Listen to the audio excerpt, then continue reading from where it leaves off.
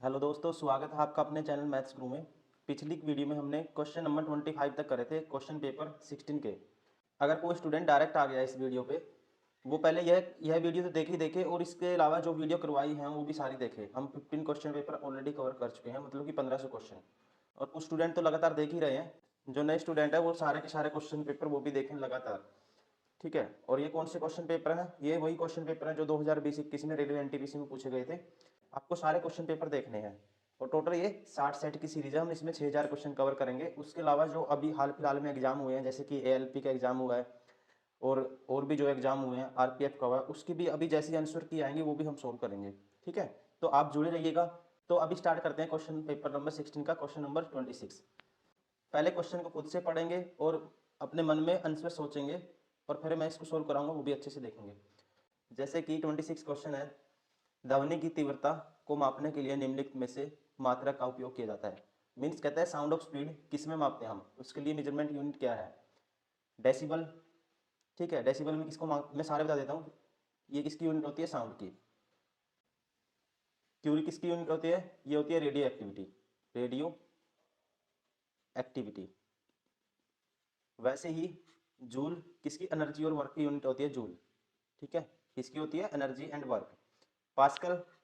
ठीक है, पास्कल किसकी यूनिट होती है? प्रेशर की। प्रेशर या स्ट्रेस। ठीक है, तो इसका कौन सा ऑप्शन था? Speed of sound. ठीक है, किसमें मापते हैं? डेसिबल में। Option first is correct. Question number 27, एक प्रश्न और 3 कथन ए, 2 और 3 दिए गए हैं। बताएं कि प्रश्न का उत्तर देने के लिए कौन सा कथन पर्याप्त है। प्रश्न दिया हुआ है ए बी सी डी और ई में कौन सबसे छोटा है, ये बताना है मुझे। कंक्लूजन है। ठीक है, 3 दिए हुए हैं, देखते हैं पहले। ए ई से लंबा है लेकिन डी से छोटा है। ए है जो, ठीक है, 5 व्यक्ति हैं। ए ई से लंबा है लेकिन डी से छोटा है ए। ठीक है। सेकंड है बी सी से छोटा है लेकिन ई से लंबा है। बी है जो सी से छोटा है लेकिन किससे? ई से लंबा है। ठीक है, मतलब कि ये दो ई से लंबे हैं और ये दो भी ई से लंबे हैं, मतलब 4 बंदे ई से लंबे हैं, यहीं से पता लग गया। ठीक है ना, पहले दो से ही आंसर दे सकते हैं हम। ठीक है, ई इसका मतलब क्या है? 5 बंदे हैं, तो ई कौन सा हो गया? सबसे छोटा। Option 4 is correct. ठीक है, कथन 1 और 2 एक साथ पर्याप्त है। क्वेश्चन नंबर 28, लीमा के पिता की आयु लीमा की आयु की 4 गुना है। 4 वर्ष पहले उसके पिता की आयु उसकी तत्कालीन आयु की 6 गुना थी। उसके पिता की वर्तमान आयु ज्ञात कीजिए।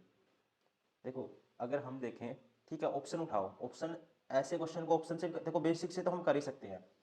ठीक है ना, बेसिक से तो हम कर ही सकते हैं, लेकिन कोशिश करनी है इसको ऑप्शन से जल्दी कर पाओगे, क्योंकि एक्स मान के करोगे उसमें थोड़ा टाइम लग जाएगा। ठीक है, मैं सबसे पहले वो देखो, 4 गुना थी लीमा के पिता की आयु। लीमा की आयु से कितनी थी? 4 गुना। 4 गुनी है। 4 गुनी मीन्स ऐसा मल्टीपल लेंगे। ठीक है, 4 का। उसके पिता की आयु क्या होगी? 4 का मल्टीपल होगी। ठीक है ना, ये 4 का मल्टीपल नहीं है, ये नहीं है, ये नहीं है। यहीं से ऑप्शन बता सकते हैं कौन सा होगा। Option 4 is correct. ठीक है, ऑप्शन 4 इज करेक्ट। चेक भी कर लेते हैं। मान लेते हैं उसके पिता की आयु अगर 40 वर्ष है, उसकी कितनी होगी? 10 होगी। इसकी 4 गुना है लीमा की। ये फादर की है, ये लीमा की है।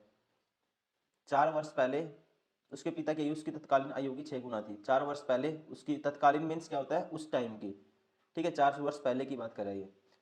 इसकी आयु 36 होगी और इसकी 4 वर्ष पहले 6 होगी, ये इसकी 6 गुना भी है। सेटिस्फाई हो गया। Option 4 is correct. एक्स मान के कैसे करते? ठीक है, इसकी 4x मानते, इसकी x है, इसकी क्या आएगी? 4 वर्ष पहले 4x-4 होगी और इसकी होगी x-4। ठीक है, तो 4x-4 इसकी कितने गुना थी? 6 गुना। ठीक है, यहाँ से x की वैल्यू आएगी कुछ ना कुछ। ठीक है, और पिता की क्या है? 4x, 4 से मल्टीप्लाई कर देंगे, यहाँ से पिता की आयु आ जाएगी। इसको मतलब ऐसे करना आपको एग्जाम में। ठीक है, कैसे? ऑप्शन से। क्वेश्चन नंबर 29, कोलेरू झील कहाँ स्थित है? कोलेरू झील कृष्णा और गोदावरी नदी, ठीक है, इनके बीच के डेल्टा में आती है ये। कृष्णा और गोदावरी नदी। और ये कहाँ पे है? आंध्र प्रदेश में। ठीक है, आंध्र प्रदेश। और 1972 जीव संरक्षण अधिनियम के तहत इसको 1999 में वन्य जीव अभयारण्य के रूप में अधिसूचित कर दिया गया था, ये भी ध्यान रखेंगे। Option 4 is correct.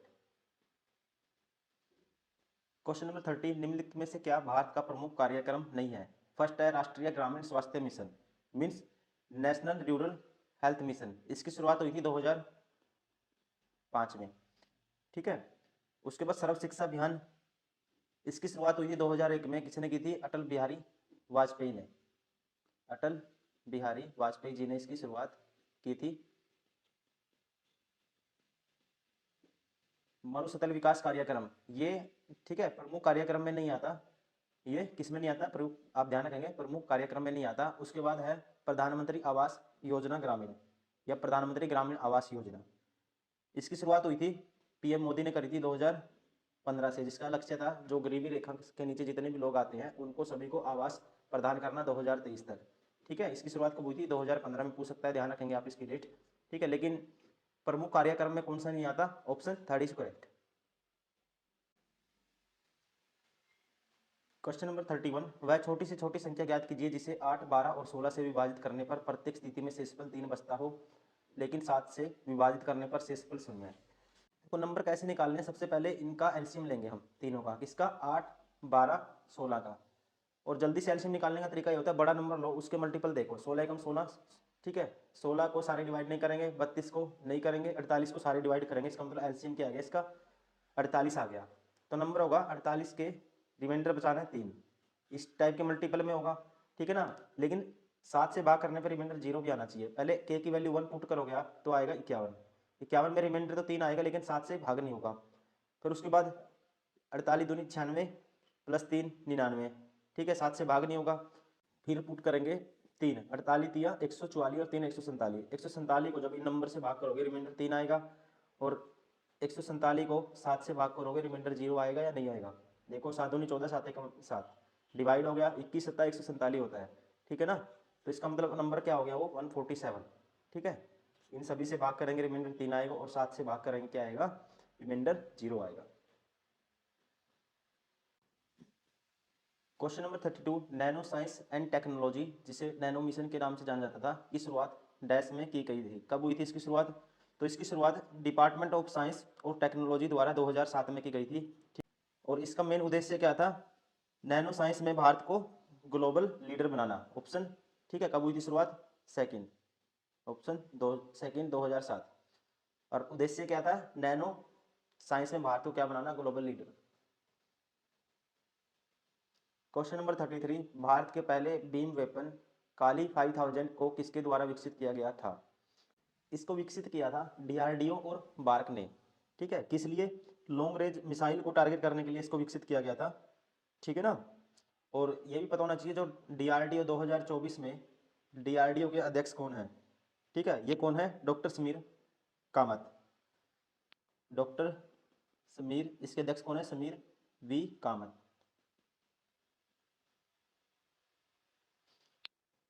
और डीआरडीओ की फुल फॉर्म क्या है? Defence research and development organisation, ठीक है। Defence research and development organisation पता ही होगा आपको, ठीक है। ये बार्क है, ये कहाँ पे है? बाबा एटॉमिक रिसर्च सेंटर, ये मुंबई में है। फुल फॉर्म क्या है? बाबा एटॉमिक रिसर्च सेंटर, कहाँ पे है ये? मुंबई में। ये भी ध्यान रखेंगे आप, ठीक है। और इसमें काली की फुल फॉर्म क्या आती है? Kilo ampere linear injector, kilo ampere linear injector, ठीक है, ध्यान रखेंगे आप। क्वेश्चन नंबर 34, उस समचतुर्भुज का क्षेत्रफल ज्ञात कीजिए जिसकी भुजा की लंबाई 17 सेंटीमीटर और विकर्ण की लंबाई 16 सेंटीमीटर है। समचतुर्भुज मीन्स जो रोम्बस है उसका एरिया मुझे बताना है। एक साइड दी है, एक डायगोनल दिया है। देखो ये है रोम्बस, ठीक है। रोम्बस की कुछ बेसिक प्रॉपर्टी होती है, आपको पता होना चाहिए। अगर एक भुजा मान लो ये 17 है, आपको सभी पता होना चाहिए डायगोनली क्या है? इक्वली बाइसेक्ट करते हैं और कितना एंगल बनाते हैं? 90 डिग्री का। कितना एंगल बनाते हैं? 90 डिग्री का। अब इसने क्या दिया है, ठीक है। एक डायगोनल की लंबाई 16 है, मान लेते हैं ये 16 दिया हुआ है। अगर ये टोटल 16 है, इक्वली बाइसेक्ट करते हैं 90 डिग्री का, क्या बनाएंगे? एंगल बनाएंगे। ये 8 होगी, ये भी 8 होगी। अगर ये 8 है, ये एंगल 90 डिग्री है, ये 17 है, तो ये कितनी होगी? बता पाओगे आप? 15 आएगी। क्यों? 8, ठीक है, या 8, 15 एंड 17 क्या बनाते हैं? ट्रिपलेट बनाते हैं, तो इसलिए 15 होगी, तो ये भी 15 होगी। तो एरिया क्या होता है किसका? रोम्बस का 1/2 d1 इंटू डी टू। तो 1/2 d1 की वैल्यू क्या है? 16 और D2 की वैल्यू 15 है, 15 है 30। ठीक है, तो क्या आएगा, इसको काटेंगे 8 8 या 24, 240। ठीक है, 240 वर्ग centimetre. Option second is correct. Question number 35, एक वर्ष पहले लक्ष्मण और गोपाल के वेतनों का अनुपात 3:5 था। पिछले वर्ष और वर्तमान वर्ष के दौरान उनके व्यक्तिगत वेतनों का अनुपात क्रमशः 2:3 और 4:5 कह सकते हैं दिया हुआ है। यदि वर्तमान वर्ष में उनके वेतनों का योग 4300 है तो लक्ष्मण के वर्तमान वेतन का, ठीक है, वर्तमान वेतन ज्ञात कीजिए लक्ष्मण का। देखो, एक वर्ष पहले उनका अनुपात था 3:4 और पिछले वर्ष मतलब कि एक वर्ष पहले और वर्तमान वर्ष में जो उनका व्यक्तिगत वेतनों का अनुपात दिया हुआ है 2, 3 और 4, 5। मान लेते हैं एक का अनुपात है ना, वर्तमान पिछले वर्ष मान लेते हैं एक का 2x है लक्ष्मण का और गोपाल का 4y है। ठीक है ना, ये दिया हुआ है व्यक्तिगत। अगर हम देखते हैं इनका रेशियो 2x/4y और इसमें एक वर्ष पहले क्या दिया हुआ है 3:5 के बराबर दिया हुआ है। यहाँ से हम कह सकते हैं ये आएगा 10x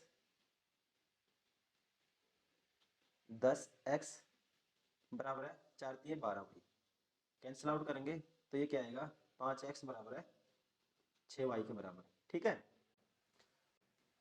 और एक कंडीशन होती है जो वर्तमान में रेशियो 3:5 था, 3x + 5y, इनका योग दिया हुआ है, कितना दिया हुआ है 4300। तो यहाँ से हम एक्स वाई की वैल्यू निकाल लेंगे। ठीक है ना, देखो 3x बराबर है, तो मुझे बताना है लक्ष्मण का वेतन। देखो अगर y की वैल्यू मैं पुट कर देता हूँ 5/6x आएगी, 5 इंटू में 5/6x, किसकी वैल्यू आई y की, बराबर है 4300। ठीक है ना, 5/6x बराबर है 4300। सोल्व कर दो इसको तो ये आएगा 6×3=18, 6×3=18x + 25x 43x/6, 43x/6 बराबर आएगा 4300। ठीक है ना, 43 से 43 कैंसिल और 100 है, ये 6 से मल्टीप्लाई करूंगा x की वैल्यू आ जाएगी 600। अब पूछा किसका इसने,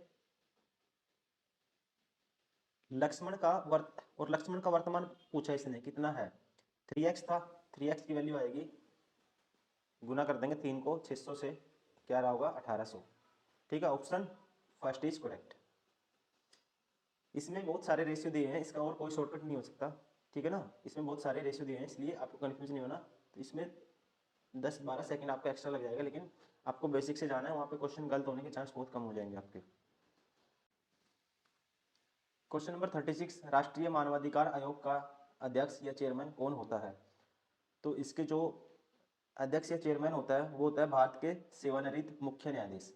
ऑप्शन 4 इज करेक्ट। लेकिन ये ध्यान रखेंगे 2024 में, ठीक है, जो राष्ट्रीय मानवाधिकार आयोग, जिसको इंग्लिश में बोलते हैं national human rights commission of India, इसका जो अध्यक्ष है वर्तमान में वो है न्यायमूर्ति अरुण कुमार मिश्र। न्यायमूर्ति अरुण कुमार मिश्र। ठीक है, ये भी आप ध्यान रखेंगे। और कौन होता है इसका अध्यक्ष, भारत के जो सेवानिवृत्त होते हैं जो मुख्य न्यायाधीश, वो होते हैं इसके अध्यक्ष। क्वेश्चन नंबर 37, 31 अक्टूबर 2020 तक प्राप्त जानकारी के अनुसार अंतर्राष्ट्रीय मुद्रा कोष IMF में डैश सदस्य देश शामिल है। ये 2020 में पूछा गया था, 2024 में पूछ सकता है ऐसे ही क्वेश्चन। तो 2024 में कितने देश हैं, अभी भी 190 हैं। और इसका जो अध्यक्ष है जो, वो कौन है, क्रिस्टलिना जॉर्जीवा। ठीक है, ये आपको पता होना चाहिए। इसके अलावा इसका हेडक्वार्टर कहाँ पे है IMF का, वाशिंगटन DC में है, USA के वाशिंगटन DC। ठीक है, तो इसका कौन सा ऑप्शन सही था, ऑप्शन थर्ड। लेकिन 2024 का भी आपको पता होना चाहिए। क्वेश्चन नंबर 38, निम्नलिखित में से क्या संयुक्त राष्ट्र UN का एक अंग नहीं है। यूनाइटेड नेशन है, इसके टोटल 6 अंग होते हैं। कितने अंग होते हैं इसके, 6 अंग होते हैं टोटल। इसकी स्थापना हुई थी 1945 में, इसकी स्थापना हुई थी, ध्यान रखेंगे। और 6 अंग कौन कौन से हैं ये भी बता देता हूँ। महासभा और सुरक्षा परिषद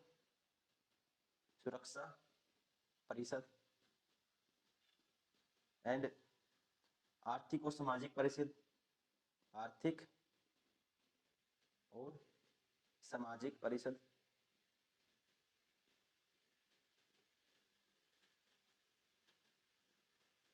एंड ट्रस्टीशिप परिषद, ट्रस्टीशिप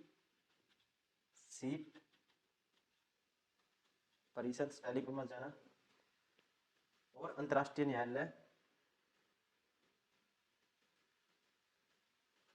ठीक है, अंतर्राष्ट्रीय न्यायालय एंड संयुक्त राष्ट्र सचिवालय, संयुक्त राष्ट्र सचिवालय। ये इसकी कितने हैं? 6 अंग हैं, ठीक है। इनमें से कौन सा नहीं है? ये नहीं है, ठीक है ना, ये नहीं है, बाकी तो इसमें सारे हैं तीनों। Option first is correct.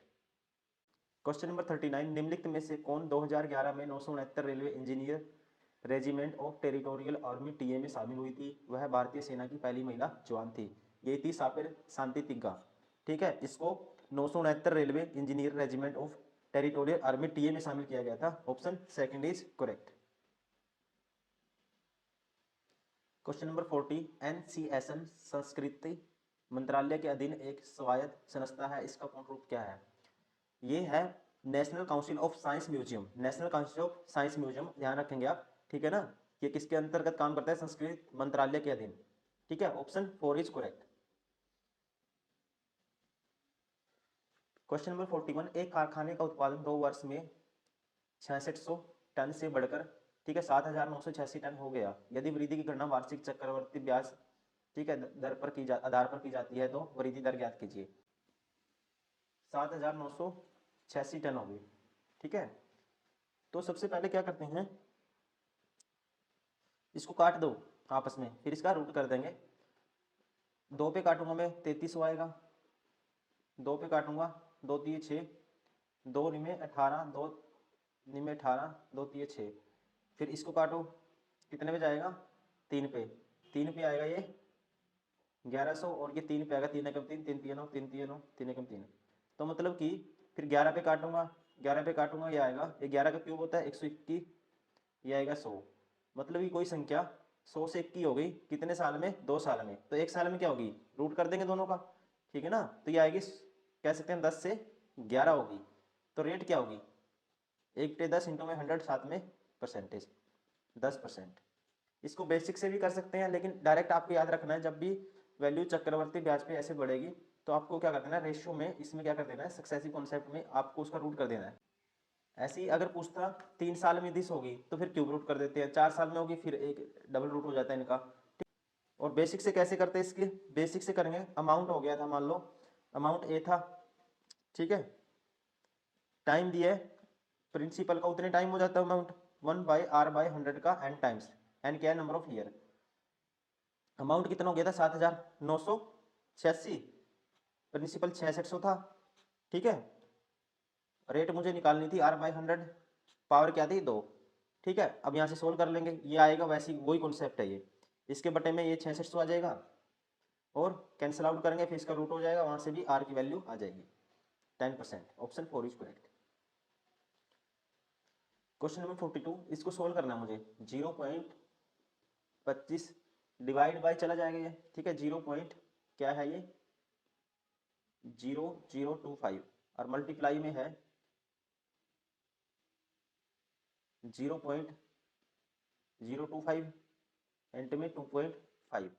देखो सबसे पहले 10 की पावर को सोल्व कर लो, इसमें 10 की पावर 2 आएगी, देखो नीचे 10 की पावर कितनी आएगी? 2, यहाँ पे 3 5 और एक 6, 10 की पावर 6 आएगा नीचे, और 10 की पावर, ठीक है, 4 जीरो आएंगे नीचे, ये 4 ऊपर चला जाएगा, 4 से कैंसिल आउट करेंगे, 10 की पावर 2 बचेगा नीचे, ठीक है। अब ये सारे क्या? 25 से 25 कैंसिल हो जाएगा, और ये आएगा 625 divide by 100, 6.25। Option second is correct. Question number 43, निम्नलिखित में से क्या सार्वजनिक क्षेत्र की इकाई नहीं है? नहीं पूछा इसने, तो आप ध्यान रखेंगे, जो ICICI है, ठीक है, ICICI बैंक, इसकी स्थापना हुई थी 1955 में, और इसकी फुल फॉर्म क्या है?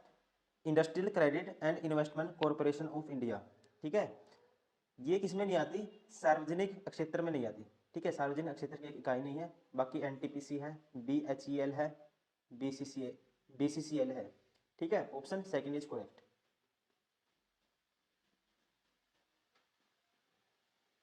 क्वेश्चन नंबर 44, एक वस्तु 20% के लाभ पर बेची जाती है यदि उसके क्रय मूल्य और विक्रय मूल्य दोनों का 100 रुपये कम किया जाता है तो प्राप्त लाभ 4% अधिक होगा।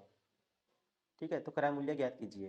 देखो पहले बेची जा रही थी, ऐसे क्वेश्चन को मैं सजेस्ट करूंगा आप ऑप्शन से जाओगे। ठीक है ना, ऐसे क्वेश्चन को कैसे करना है, ऑप्शन से करना है। कोई भी वैल्यू उठाओगे सेटिस्फाई कराना है इसमें। मान लो कुछ भी उठा लो आप, मैं यहाँ से ठीक है एक राइट आंसर उठा लेता हूँ 600। ठीक है, अब इससे निकालोगे तो रॉन्ग आएगा, इससे मैं राइट आंसर निकाल लेता हूँ 600। अब 600 का कोई सीपी क्या था, सीपी मान लिया हमने कितना 600। अब 20% लाभ पर बेचेंगे, 600 का 20% क्या आएगा, 600 का 20% निकाल रहे होंगे आप, तो एसपी आएगा, ये सीपी है ये एसपी। 20% मीन्स 1/5, इसका 1/5 क्या आएगा 120, तो एसपी आएगा 720। अब इसको 100 कम करोगे 500 आएगा, इसको 100 करोगे क्या आएगा 620 आएगा। ठीक है, अब देखना है मुझे 100 कम करने पर ये लाभ 4% अधिक होगा, तो लाभ 4% अधिक हो रहा है या नहीं हो रहा है। तो अब लाभ कितने को हो रहा है 120 का, कितने के पीछे 500 के पीछे, इंटू में 100 साथ में परसेंटेज, तो 5 से ये 2 जीरो से 2 जीरो कैंसिल 24, तो अब लाभ हो रहा है 24%। पहले हो रहा था 20%, अब कितना हो गया 24%, 4% कितना हो रहा है अधिक हो रहा है। ठीक है ना, ऑप्शन 4 इज करेक्ट, ये हो गया। सेकंड ये चेक करोगे, ज़्यादा टाइम नहीं लगेगा इसको करने में आपको, मुझे लिख के बताना है, आप इसको माइंड में जल्दी जल्दी कर सकते हो। ठीक है, कैसे 600 मानोगे, 600 का 20% निकालोगे 120, 720 हो गया। ठीक है ना, फिर 100 कम कर दोगे, ये 500 हो गया, वो 620 हो गया। अब देखोगे लाभ इतना है 120 बटे में 500 इंटू में 100, 5 से 24 पंजा 120, 4 120% माइनस करेंगे 24% में 4%। तो आपको एग्जाम में ऐसे करना है जल्दी से जल्दी। ठीक है, इसको बेसिक से भी कर सकते हो आप। ठीक है, बेसिक से क्या है थोड़ा सा लेंथी हो जाएगा, बेसिक से क्या है थोड़ा सा लेंथी हो जाएगा। इसका एक तरीका और मैं बताता हूँ आपको कैसे कर सकते हैं। और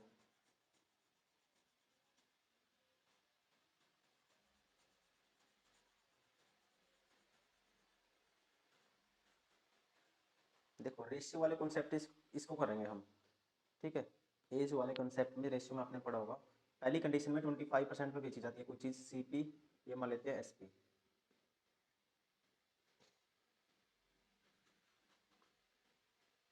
देखो फर्स्ट कंडीशन में उसको 20% का लाभ होता है, मतलब 5 की चीज़ कितने बेचता होगा 6 में बेचता होगा, ये सीपी है ये है एसपी, यहाँ पे लाभ हुआ 20% का।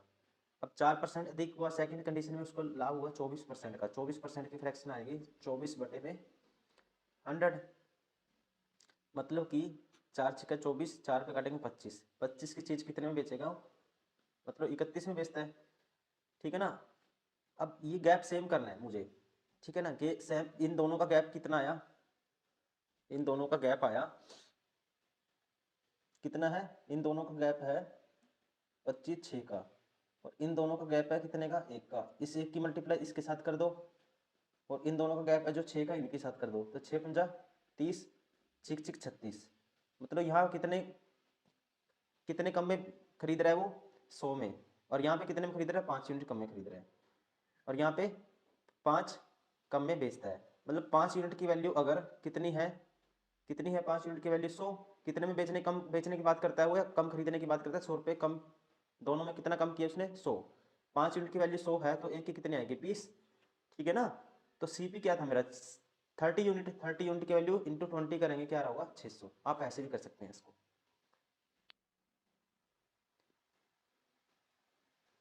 क्वेश्चन नंबर 45, कामत कामेट बोलते हैं इंग्लिश में, नाम नमचा बारुआ गुरला मंदाता निम्न में से किसके नाम है। आपको पता ही होगा जो हिमालय की चोटियां हैं उनके नाम है ये। ऑप्शन कौन सा है इसका, हिमालय की पर्वतीय चोटियां, option second is correct. Question number 46, ठीक है मुझे बताना है वाई का मान बताना है, मुझे वाई का मान याद कीजिए। देखो इसको इसके बराबर बनाएंगे। ठीक है ना, ऐसे क्वेश्चन में सबसे पहले आपको क्या कर देना है रैशनलाइजेशन। ये √7 है प्लस √2 है। ठीक है, ये √7 माइनस √2, इसका अपोजिट सिंबल है उससे रैशनलाइजेशन कर दो, ये √7 प्लस √2 मल्टीप्लाई करेंगे, √7 प्लस √2 से डिवाइड करेंगे, ये इसके बराबर होगा। अब इसको सोल्व करो, ये आएगा इसका होल स्क्वायर, मतलब कि a square plus b square plus 2ab, 2√14, नीचे आएगा a minus b a plus b, a square minus b square, मतलब कि 7 माइनस 2 5 आएगा, किसके बराबर है एक्स प्लस वाई √14 के बराबर है। ठीक है, ये 9 प्लस 2√14 है, और बटे में 5 है। इसको अलग अलग कर दूंगा मैं, 9 बटे में 5 आएगा प्लस 2 बटे में 5 आएगा और इंटू में √14 है। ठीक है, अब कंपेयर कर दो इसको x प्लस वाई √14 से। तो x की वैल्यू क्या आई 9 बटे 5, y की वैल्यू क्या आई 2 बटे 5। Option 4 is correct.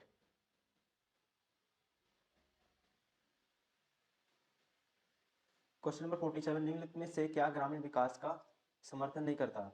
ये आएगा, इसका ऑप्शन आएगा शहरी रन। ठीक है ना, शहरी रन है जो ग्रामीण विकास का समर्थन नहीं करता।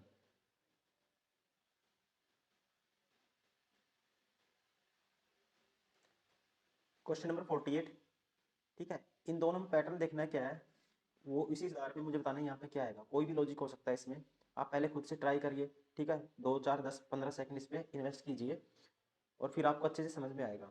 ठीक है, मैं बताता हूँ इसने क्या किया है। इसने क्या किया है, इसने देखो, इसने दोनों डिजिट की मल्टीप्लाई कर दी, 9 आएगा, इन दोनों को ऐड कर दिया। इन दोनों की मल्टीप्लाई करूँगा 2 आएगा, इन दोनों को ऐड करूँगा 9 आएगा। इन दोनों की मल्टीप्लाई करूँगा 5 आएगा। ठीक है, इनको ऐड कर दूंगा 9 आएगा। 5 9 59, मतलब कि सेकंड ऑप्शन इज करेक्ट।